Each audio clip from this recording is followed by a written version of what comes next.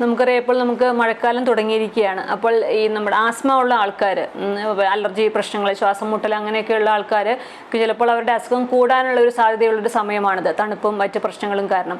അപ്പോൾ അങ്ങനെ ഉള്ളവരിൽ സാധാരണയായിട്ട് അവർ ഉപയോഗിക്കുന്നതാണ് ഇൻഹേലർ. ചിലപ്പോൾ അവർക്ക് ചില ആൾക്കാർക്ക് തന്നെ ഡെയിലി ഇൻഹേലർ ഉപയോഗിക്കേണ്ടതായിട്ട് വരും. അപ്പോൾ ഇൻഹേലറിലെല്ലാം മെയിനായിട്ട് അടങ്ങിയിരിക്കുന്നത് സ്റ്റീറോയിഡ് എന്ന് പറയുന്ന മെഡിസിനാണ്. അപ്പോൾ ഈ സ്റ്റീറോയിഡ് നമ്മളിങ്ങനെ ഡെയിലി ഉപയോഗിക്കുമ്പോൾ അത് നമ്മളുടെ വായിലെ സലൈവയുടെ പ്രൊഡക്ഷൻ കുറയ്ക്കാനായിട്ടുള്ള സാധ്യതയുണ്ട്. അപ്പോൾ അങ്ങനെ നമ്മുടെ വായിലെ ഉമിനീരിൻ്റെ ഉൽപ്പാദനം കുറയുമ്പോൾ നമ്മുടെ വായ വരണ്ടതാവാനും അതുവഴി നമ്മുടെ പല്ലിനും അതുപോലെ തന്നെ നമ്മുടെ മോണയ്ക്കും അസുഖങ്ങൾ ഉണ്ടാവാനായിട്ടുള്ള സാധ്യതയുണ്ട്. കാരണം നമുക്കറിയാം നമ്മുടെ വായിലുള്ള സലൈവയാണ് നമ്മളുടെ പല്ലിനെയും അതുപോലെ തന്നെ നമ്മുടെ വായിലെ മാറ്റി നാക്കിനെയും ഒക്കെ ഒരു മോയിസ്റ്റാക്കി വെള്ളമയമുള്ളതാക്കി നിർത്തുന്നത്.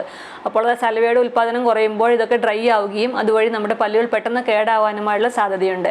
അപ്പോൾ ഇൻഹേലർ ഡെയിലി യൂസ് ചെയ്യുന്നവർ നിർബന്ധമായിട്ടും ഇൻഹേലർ ഉപയോഗിച്ച് കഴിഞ്ഞാൽ വൃത്തിയായിട്ട് വായ കുലുക്കൊഴിഞ്ഞ് കഴുകേണ്ടതാണ്. അങ്ങനെ കഴുകിക്കഴിഞ്ഞാൽ നമുക്കൊരു പരിധിവരെ ഇതുമൂലമുള്ള പ്രശ്നങ്ങൾ ഒഴിവാക്കാം.